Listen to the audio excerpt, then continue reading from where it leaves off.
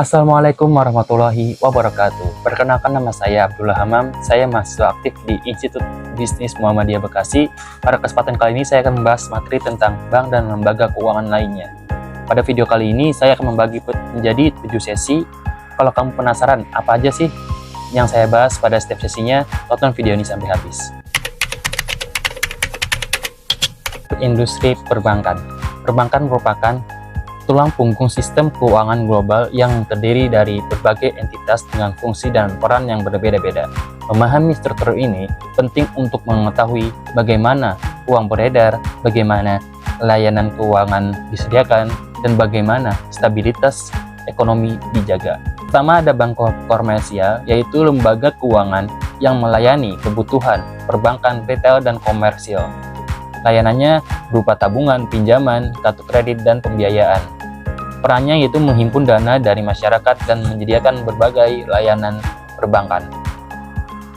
Yang kedua, ada bank investasi, definisi yaitu lembaga yang fokus pada layanan keuangan, korporat, dan investasi. Layanannya ada penjualan saham, penggabungan dan akuisisi, penasihatan keuangan, dan manajemen risiko. Perannya membantu perusahaan dalam transaksi keuangan besar. Yang ketiga, ada bank sentral, yaitu institusi yang mengatur dan mengawasi sistem keuangan negara. Fungsinya mengendalikan suku bunga, mengatur jumlah uang beredar, serta menjaga stabilitas mata uang dan menangani krisis keuangan. Yang keempat, ada lembaga keuangan non-bank, yaitu definisinya entitas yang menyediakan layanan keuangan tanpa lisensi perbankan. Contohnya perusahaan asuransi, perusahaan pembiayaan, modal ventura, dan dana pensiun. Perannya memberikan akses ke modal dan layanan keuangan. Yang kelima, ada pasar keuangan, yaitu tempat transaksi keuangan seperti saham, obligasi, dan instrumen keuangan lainnya. Fungsinya memfasilitasi aliran dana dan investasi serta menetapkan harga aset keuangan. Yang keenam, perusahaan fintech, yaitu perusahaan yang menggunakan teknologi untuk menyediakan layanan keuangan. Contohnya aplikasi pembayaran digital, platform pinjaman peer-to-peer, dan robo-advisor. Perannya itu menghadirkan inovasi dalam industri keuangan dengan layanan yang efisien dan mudah diakses bagi masyarakat sekitar. Kita akan membahas berbagai produk dan layanan yang ditawarkan oleh bank. Produk dan layanan ini dirancang untuk memenuhi berbagai kebutuhan finansial kita, mulai dari menyimpan uang, mendapatkan pinjaman, hingga melakukan investasi. Pertama, ada tabungan. Tabungan adalah rekening yang memungkinkan kita untuk menyimpan dan mengakses dana dengan mudah.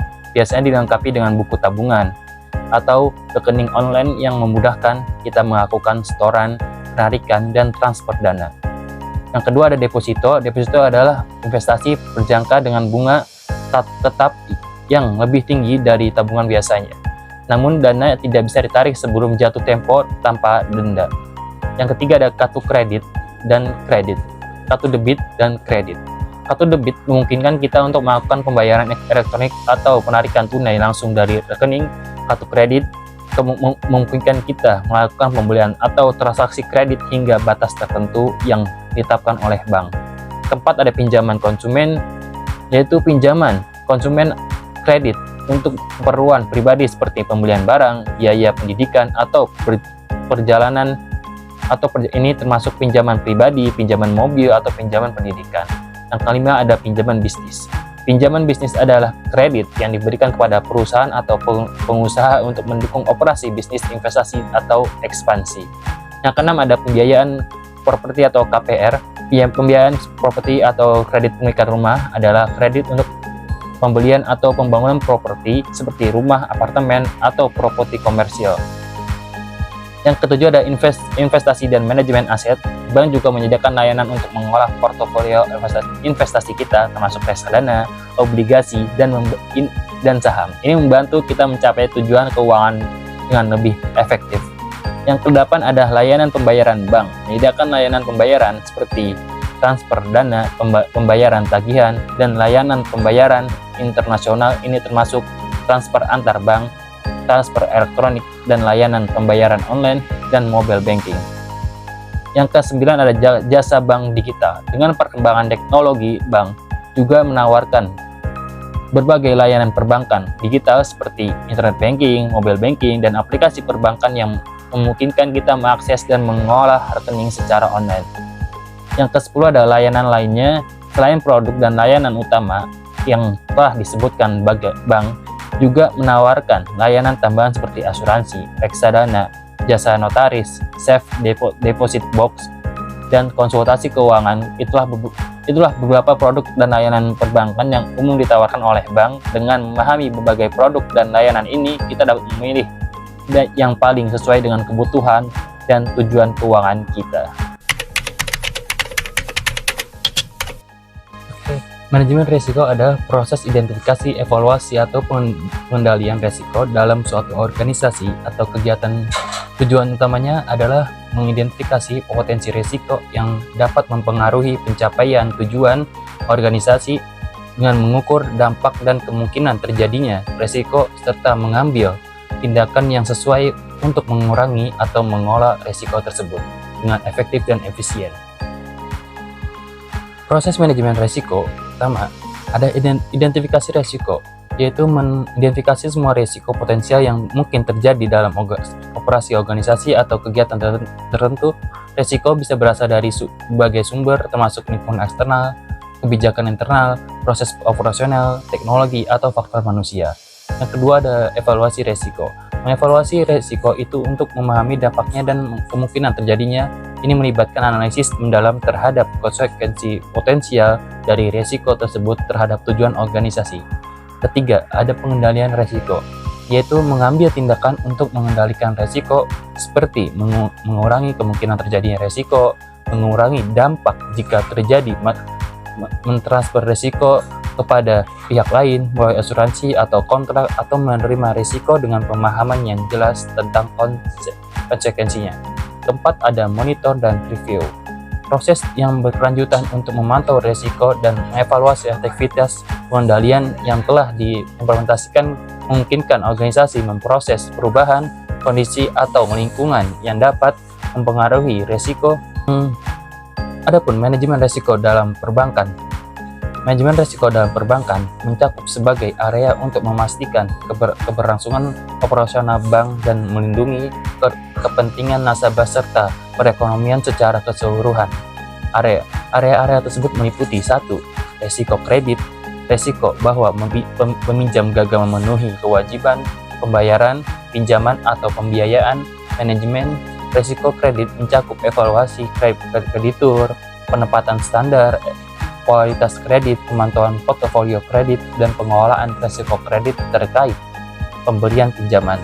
Yang kedua, ada risiko pasar. Risiko kerugian akibat fluktuasi harga aset, suku bunga, nilai tukar mata uang, atau faktor pasar lainnya. Manajemen risiko pasar melibatkan pengelolaan risiko terkait portofolio investasi bank, perdagangan saham, faktor valuta asing, derivatives, dan instrumen keuangan lainnya. Yang ketiga, ada risiko likuiditas. Risiko bahwa bank tidak dapat memenuhi kewajiban pembayaran atau menarik dana dari nasabah ketika diperlukan tanpa mengganggu operasi normal. Manajemen risiko likuiditas mencakup pengelolaan arus kas, penetapan kebijakan likuiditas, pemantauan kecukupan dana, dan pengelolaan risiko likuiditas jangka pendek dan jangka panjang.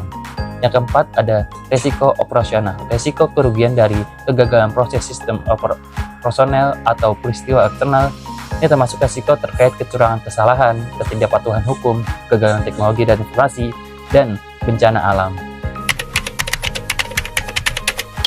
Definisi fintech teknologi keuangan atau financial technology adalah istilah yang mengacu pada inovasi dan teknologi yang digunakan dalam industri keuangan untuk menyediakan layanan keuangan secara lebih efisien, cepat, dan terjangkau.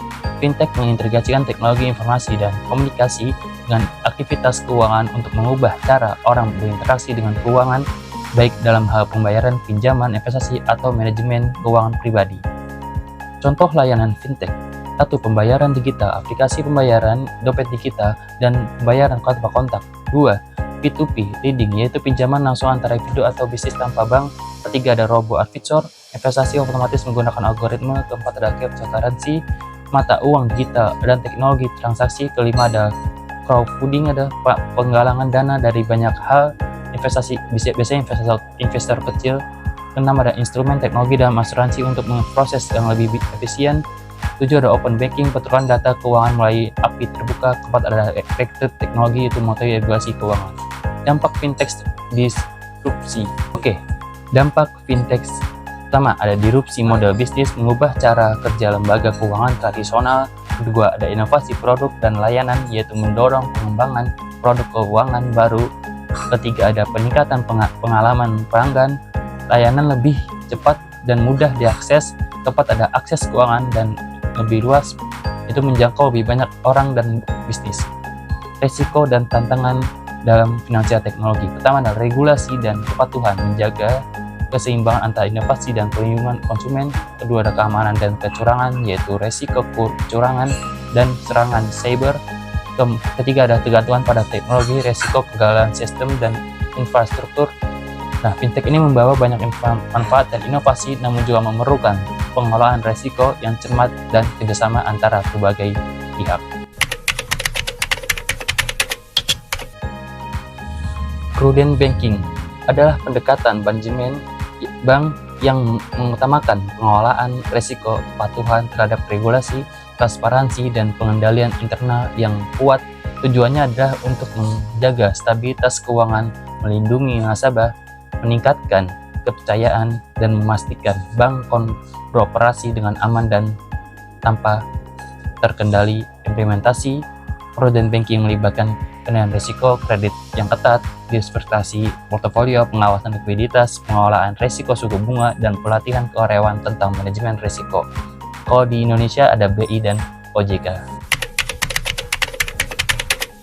Keuangan global mencakup segala aktivitas keuangan yang terjadi lintas batas negara, melibatkan aliran uang, investasi, perdagangan, dan kegiatan keuangan lainnya yang melintas batas nasional. Adapun pasar keuangan global merujuk pada aktivitas perdagangan dan investasi instrumen keuangan internasional. Contohnya pasar saham, pasar obligasi, pasar komoditas, dan pasar derivatif.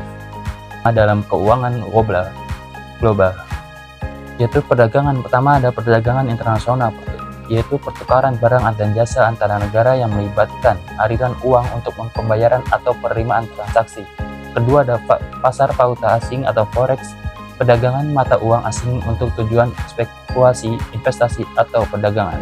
Ketiga ada pasar keuangan global, yaitu perdagangan instrumen keuangan seperti saham, obligasi, dan derivatif di pasar internasional. Keempat ada investasi asing, yaitu penanaman modal oleh perusahaan atau individu dari suatu negara dalam bisnis atau aset di negara lain. Kelima adalah lembaga keuangan multinasional, yaitu institusi keuangan yang beroperasi di berbagai negara dengan layanan perbankan, asuransi, dan manajemen investasi. Keenam ada organisasi dan perjanjian keuangan internasional, yaitu kesepakatan dan organisasi seperti IMF atau Bank Dunia yang memfasilitasi kegiatan keuangan antar negara. Keuangan global menunjukkan hubungan yang semakin terintegrasi secara antara ekonomi negara-negara di seluruh dunia. Teknologi informasi dan komunikasi telah mempercepat pertumbuhan keuangan global, memungkinkan transaksi yang lebih cepat dan efisien, serta akses ke pasar keuangan internasional bagi individu dan perusahaan di seluruh dunia. Namun, kompleksitas dan risiko sistematik tetap menjadi tantangan yang harus dihadapi. Perbankan konvensional versus perbankan syariah. Perbankan konvensional 1. Berdasarkan bunga, yaitu transaksi utama perbankan konvensional melibatkan bunga atau interest baik untuk peminjaman maupun simpanan.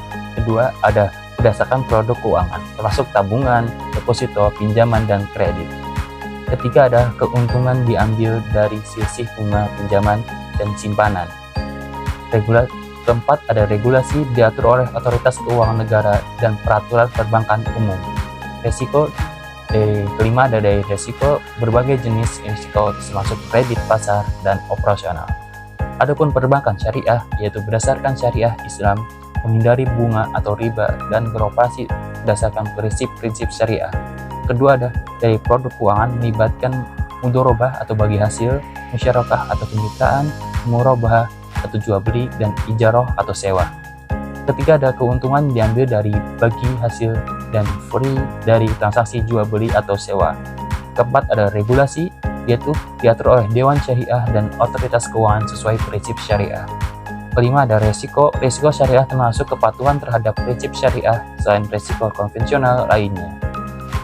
Perbankan konvensional fokus pada bunga dan keuntungan dari selisih bunga, sementara perbankan syariah beroperasi sesuai dengan prinsip syariah yang menghindari bunga dan mengedepankan bagi hasil serta kemitraan. Terima kasih untuk teman-teman yang telah menonton video ini dari awal sampai akhir. Buat teman-teman yang ingin mendalami materi ini atau ingin membaca lebih rinci, teman-teman bisa baca di buku ini, yaitu buku dengan judul Bank dan Lembaga Keuangan Lainnya yang disusun oleh Ibu Oktanila Lukita Aga SEMM dan Ibu Eva Fauziana SPD MSI dan Ibu Yenia Sari Rizkia Budi MMSI. Terima kasih semua yang telah menonton.